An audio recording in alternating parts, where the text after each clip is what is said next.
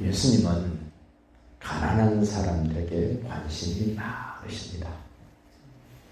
구약에서부터 신약에 이르기까지 고아, 과부, 병든 사람들을 불쌍히 여기시는 예수님의 모습을 우리 성경에서 찾아볼 수 있습니다. 특별히 나면서부터 장애인으로 태어난 사람들, 소경, 절뚝발이, 몸이 여러 모양으로 불편한 사람들을 우리 주님은 불쌍히 여기셨습니다. 가난한 사람 참 많습니다. 고아도 많고 과부도 많습니다. 병든 사람도 참 많습니다만은 어떤 사람을 예수님은 특별히 불쌍히 여기시고 그들에게 한없는 자비를 베푸셨는가? 오늘 마태복음 20장 29절로 34절에서는 소경 두 사람,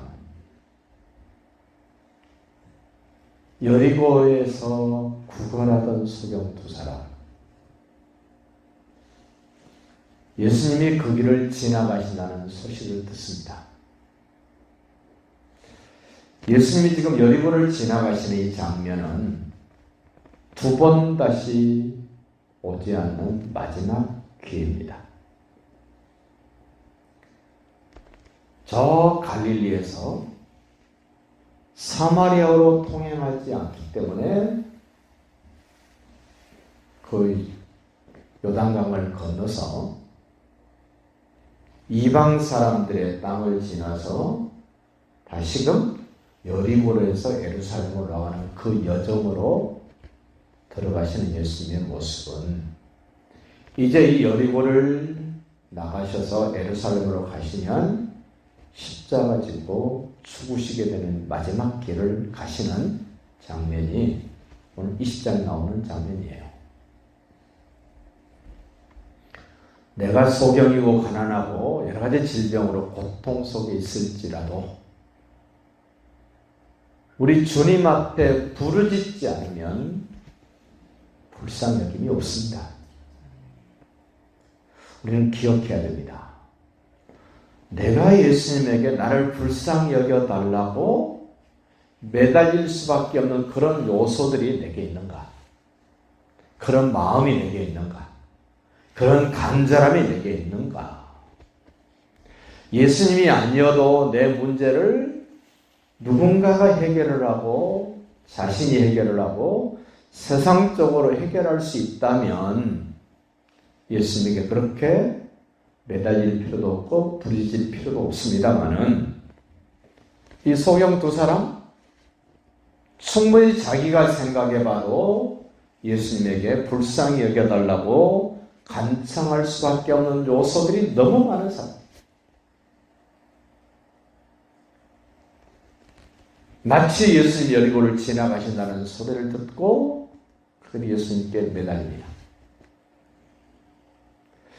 조금 전에 읽었던 마가복음 10장에는 이 소경들에게 들려진 예수님의 이름은 나사렛 예수였습니다. 나사렛 예수라는 말은 유쾌한 말이 아닙니다. 저 시골 촌놈 예수, 저 시골 촌뛰기 예수, 이런 의미로 조그마한 시골 마을 나사렛이라는 동네 이름을 붙여서 예수라고 부릅니다. 사람들이 좀 무시해서 부르는 이름입니다. 그런데 예수님으로부터 불쌍히 여김을 받을 수 있는 사람은 자기 귀에 들려진 대로 예수님을 부르는 것이 아니라 성경에서 그래도 약속하고 약속된 다윗의 자손 예수라는 고백으로 자기가 고백을 합니다. 우리 주님의 귀중하고 귀중한 발걸음을 멈출 수 있는 것은 신앙 고백입니다.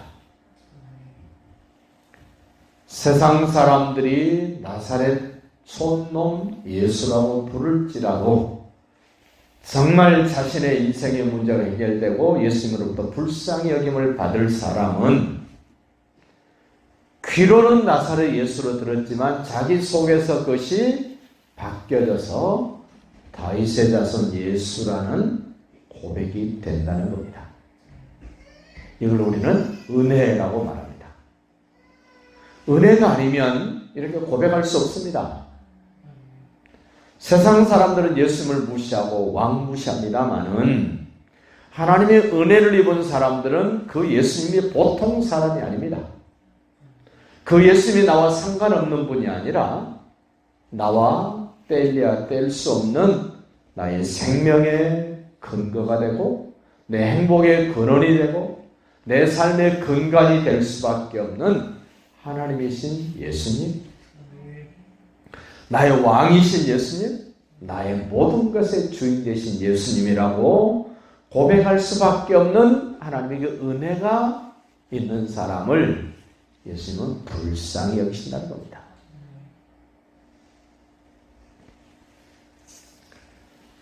이 나사렛 예수라는 소문도 들었고 소리도 들었습니다마는 특별한 은혜를 입은 사람들은 그렇게 나사렛 예수, 촌놈 예수로 생각하거나 말하지 않습니다. 우리 주님으로부터 불쌍히 여김을 받을 수 있는 사람은 그 예수님의 호칭이 다릅니다. 표현이 다릅니다. 자기 속에 느껴지는 것이 다릅니다. 하나님의 사람들에게는 이런 은혜가 있어야 합니다. 우리 주님이 여리고를 지나가시는 이 시간은 어떻게 보면 이 소경들에게는 절대절명의 순간입니다. 자기 인생을 바꿀 수 있고 자기 영혼이 새로워질 수 있고 자기의 모든 것들이 다 새로워질 수밖에 없는 서로의 기회, 지금 이 시간입니다. 예수님으로부터 불쌍히 여김을 받을 수 있는 사람은 기회를 선용할 줄 아는 사람, 기회를 붙잡아 의미 있게 쓸 줄 아는 사람을 예수님은 불쌍히 여기십니다. 하루 24시간이지만 24시간은 모든 사람에게 다 주어집니다. 흘려 떠내려 보내는 사람도 있고 오히려 그 시간을 범죄하는 시간으로 만들 수도 있고 어떤 사람은 자기 생애에 가장 의미 있고 가치 있는 시간으로 만들 줄 아는 사람도 있습니다. 길거리에 앉아 구걸하던 이 두 소경에게 인류 역사에 남을 만한 자기 생애를 가장 빛나게 만들 수 있는 그 절대절명의 순간을 별 볼 일 없이 보였던 이 소경 두 사람은 붙잡아 쓸 수 있는 은혜가 있었습니다. 예수님이 바삐 여러분을 구원하기 위하여 저를 구원하기 위하여 인류 역사 속에 수많은 사람들을 구원의 길로 이끌기 위하여 십자가 지시고 죽으시고 부활하실 그 하나님의 뜻이 이루어지는 현장을 만들기 위하여 예루살렘으로 바삐 올라가시는 예수님의 발걸음을 멈출 수밖에 없도록 만든 그 순간, 그 시간 어떻게 붙잡아 쓰는가 보십시오. 같이 한번 읽을까요? 마태복음 20장 29절 그들이 여리고에서 떠나갈 때에 큰 무리가 예수를 따르더라. 맹인 두 사람이 길가에 앉았다가 예수께서 지나가신 다음을 듣고 소리질러 이르되 주여 우리를 불쌍히 여기소서 다윗의 자손이여 하니. 많은 사람들도 예수님의 뒤를 따라갑니다마는 그 사람들은 그냥 따라갑니다. 그냥 무리지어서 따라갑니다. 그런데 그 많은 무리 속에 들지 않은 딱 두 사람, 수많은 사람들은 언제부터 따라다녔는지 모르지만 예수님을 쫄쫄쫄 따라다닙니다. 그런데 그 그 많은 무리 속에 들지 않은 딱 두 사람. 그것도 앞을 볼 줄 모르는 소경 두 사람. 그들의 귀에 예수님이 지나가신다는 소리를 듣습니다. 눈으로 보지도 않습니다. 여기 많은 무리들은 눈으로 보고 귀로 듣고 자기 손발 움직여서 따라갑니다만은 이 소경 두 사람은 볼 수도 없습니다. 따라갈 수도 없습니다. 귀로만 듣습니다. 왜 예수님은 성경에 봐야 믿어진다 그러지 않고 들어야 믿어진다 그럽니까? 오늘날 교회는 봐야 믿어지는 것처럼 뭔가를 막 보여주려고 그럽니다. 성경도 보여주고 찬송도 보여주고 뭣도 보여주고 다 보여주려고 그럽니다. 본다고 믿음이 생기는 게 아닙니다. 거짓 소경 보십시오. 보지 못했습니다. 그냥 들었습니다. 들음으로 믿음이 생긴다. 그 들어야 될 말은 예수님께서 무엇을 어떻게 하셨는가를 들어야 그분에 대한 믿음이 생긴다. 제가 아주 어렸을 때예요. 저희 시골 마을은 그때 당시에 집에 라디오도 없습니다. 소위 말굽 자석에 코일 감아가지고 스피커 하나 달아놓고 유선 방송으로 그 삐삐선으로 해서 들려주는 그걸로 인해서 어른들이 일을 마치고 저녁 때 되면은 연속극을 듣습니다. 제 기억으로는 청산별곡이라는 연속극이었던 것 같아요. 동네 사람들이 다 모여서 그것도 집집마다 없습니다. 있는 집만 그 유선 스피커가 있습니다. 그 집에 모여서 그걸 듣습니다. 들으면서 어떤 분은 울기도 하고 어떤 분은 너무 감격스러워하기도 하는 모습을 어렸을 때 본 기억이 나요. 지금 TV 보면서 그렇게 감격스럽습니까? 우리는 듣는 일이 얼마나 중요한가를 이런 소경이 눈뜨는 사건을 통하여, 성경에는 소경이 눈뜨는 사건을 여러 번 얘기합니다. 왜 보는 자들에게 이런 역사를 안 하시고 보지 못하지만 듣기만 하는 사람들에게 우리 주님은 이런 긍휼을 베풀고 이런 자비를 베풀고 이런 능력을 베푸실까? 우리는 듣는 것으로 감사해야 돼요. 들을 수 있다는 게 얼마나 행복한가. 여기 무리들도 예수님이 하시는 말씀을 듣습니다. 근데 그들에게는 변화가 안 나타납니다. 그러나 거짓 소경 두 사람에게는 엄청난 변화가 나타납니다. 그들이 인류 역사의 구원을 위하여 바쁘게 중요한 발걸음을 예루살렘으로 옮겨가시는 예수님의 발걸음을 턱 멈추도록 만드는 그 일이 뭡니까? 불쌍히 여겨주셔서 다윗의 자손이요.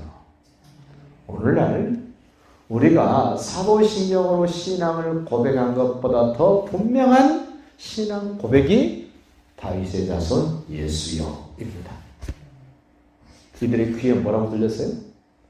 나사렛 예수로 들렸는데 그들의 속에서 변화가 생겼습니다. 여러분들도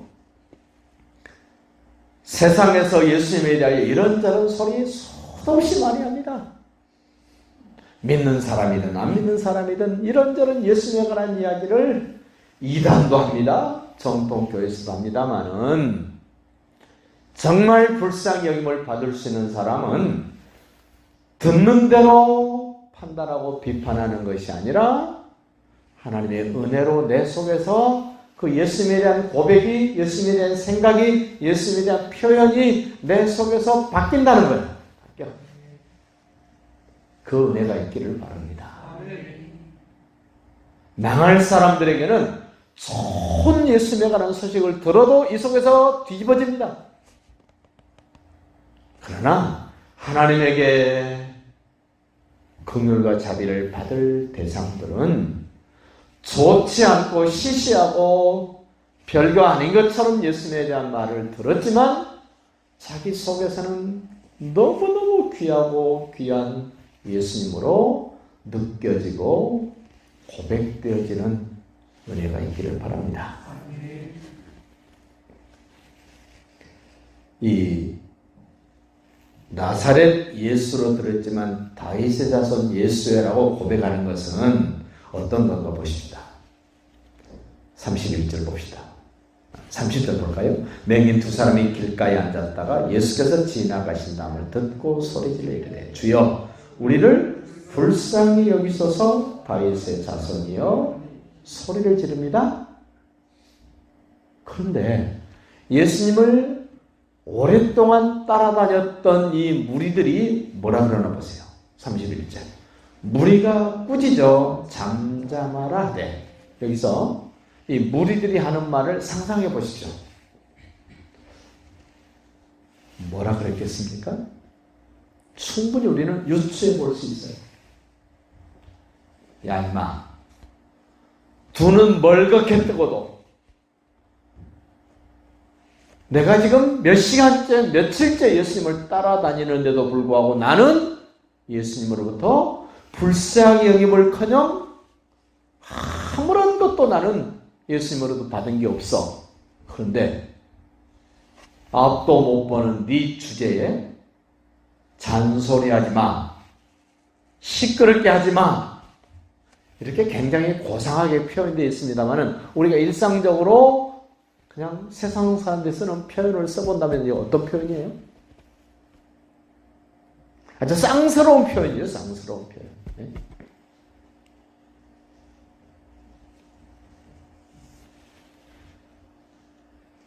하나님의 은혜를 입고 예수님이 마지막으로 내 앞을 지나가시는 그 예수님의 발걸음을 멈출 수 있게 하는 사람은 자기가 신앙 고백을 했을 때 핍박이 오고 또 핍박이 와도 그 신앙 고백이 흔들리지 않는 사람, 그 사람을 우리 주님은 불쌍히 여기시고 그 사람의 소원을 들어주신다는 사실을 기억하십시오. 어지간한 믿음이면, 핍박하면 믿음 내팽개칩니다. 조금 힘들고 어려우면 예수님도 외면해버립니다. 그런데 우리 주님으로부터 은혜를 입고 불쌍히 여김을 받고 문제를 해결받을 수 있는 사람은 그 신앙 고백이 어떤 경우에도 어떤 형편에도 흔들리지 않습니다. 31절 보십시오. 무리가 꾸짖어 잠잠하되 더욱 소리질러 이르되 주여 우리를 불쌍히 여기소서 다윗의 자손이여 하는지라. 처음에 소리 지를 때보다 핍박이 오니까 어떻게 합니까? 더욱 소리 지릅니다. 무슨 소리를? 자기 신앙을 더 분명하게 확고하게 크게 외칩니다. 다윗의 자손 예수여.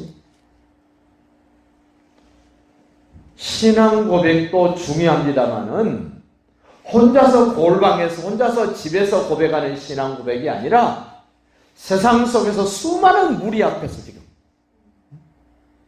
자기를 핍박하고 무시하고 왕무시하는 사람 앞에서도 여전한 방식으로 자기 신앙을 고백할 줄 아는 사람, 우리 주님이 하나님의 뜻을 이루기 위하여 십자가 지고 죽으시기 위하여 여리고를 지나 예루살렘에서 골고다로 나가는 이 마지막 발걸음임에도 불구하고 한낱 소경이었던 이들을 위하여 예수님의 그 중차대한 발걸음을 멈춥니다. 누가 이 예수님의 발걸음을 멈추게 합니까? 무엇이 예수님의 발걸음을 멈추게 합니까? 예수님을 향한 신앙 고백입니다. 예수님을 향한 흔들리지 않는 신앙 고백이 예수님의 발걸음을 멈추게 합니다.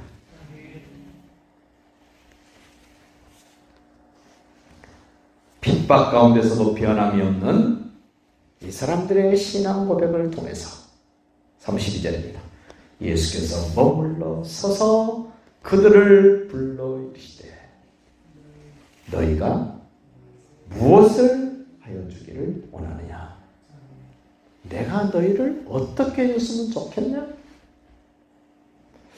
구약성경에도 보면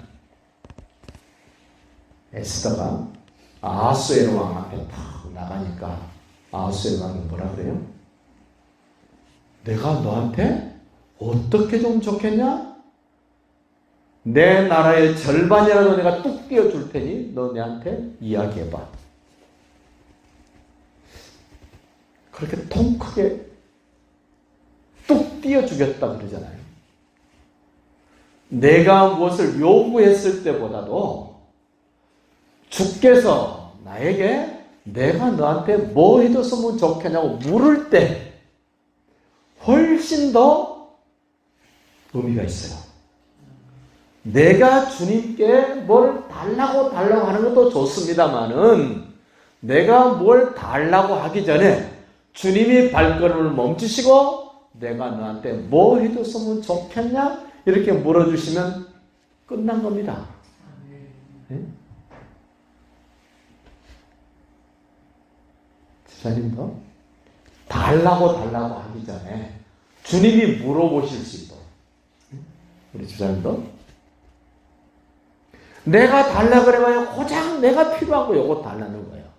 근데 주께서 내가 너한테 뭐 해줬으면 좋겠냐고 물으실 때는요, 하나님 나라의 절반도 못돼 나은 거 절반 주겠다 그러는데 좋으신 하나님이 절반만 주겠습니까? 다 주시죠, 다. 앞으로 우리 신앙생활은 이런 신앙생활이 될 수 있길 바랍니다. 내가 뭘 달라고 요구하기 전에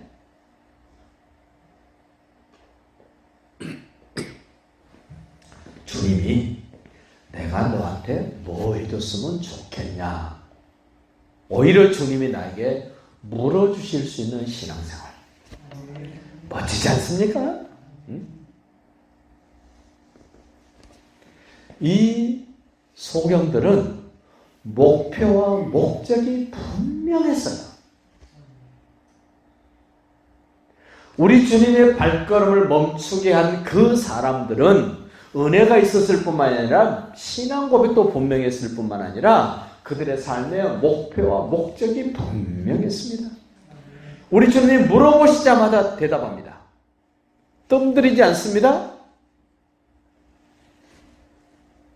너희에게 무엇을 하여 주기를 원하느냐 묻자마자 바로 33절 이르되 주여 우리의 눈뜨기를 원하나이다.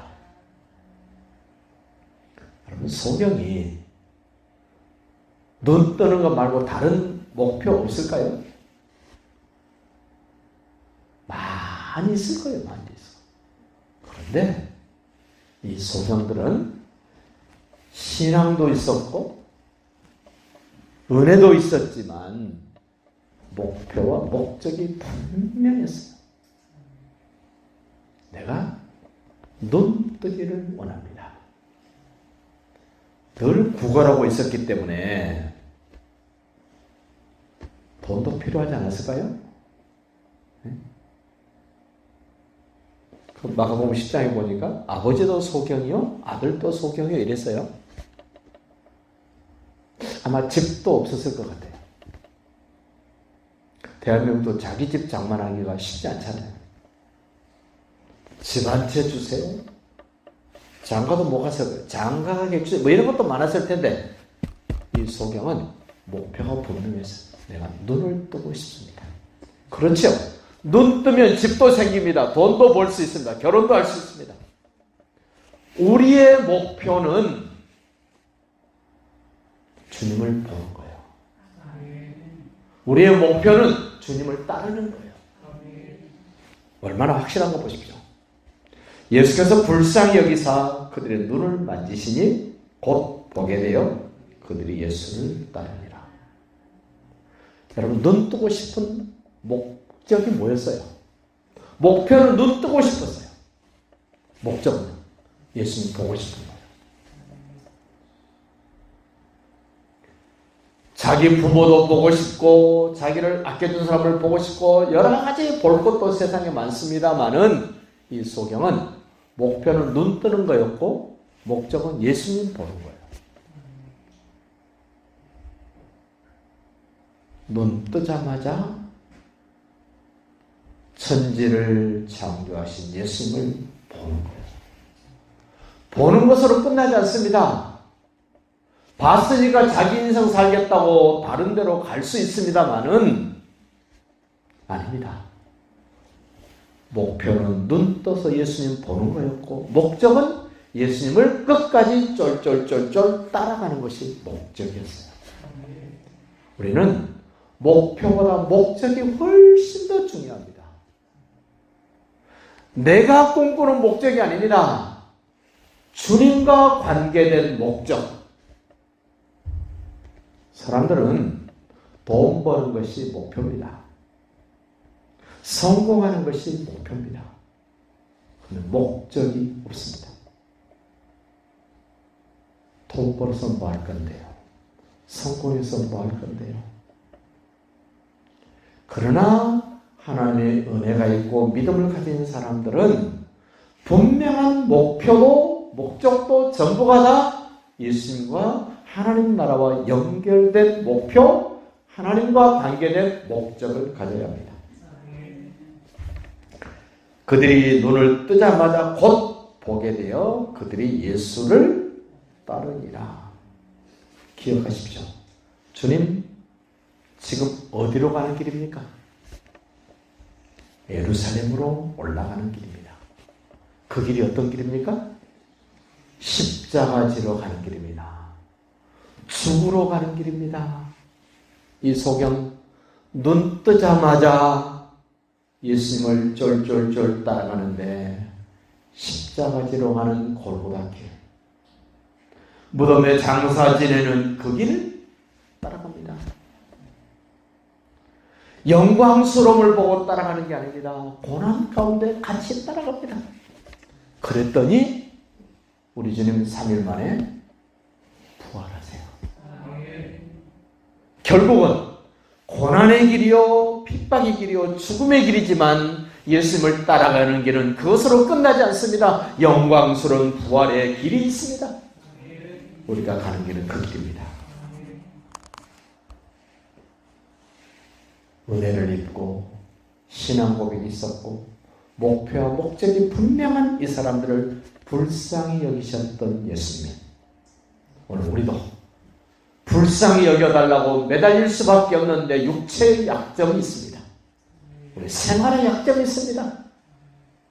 나도 인정하고 우리 주님도 인정하실 수밖에 없는 그런 문제, 약점들을 주님께 고백해 드려서 주님이 나를 불쌍히 여기실 수 있는 그런 시간, 그런 믿음의 모습들이 되시기를 예수님의 이름으로 축복합니다.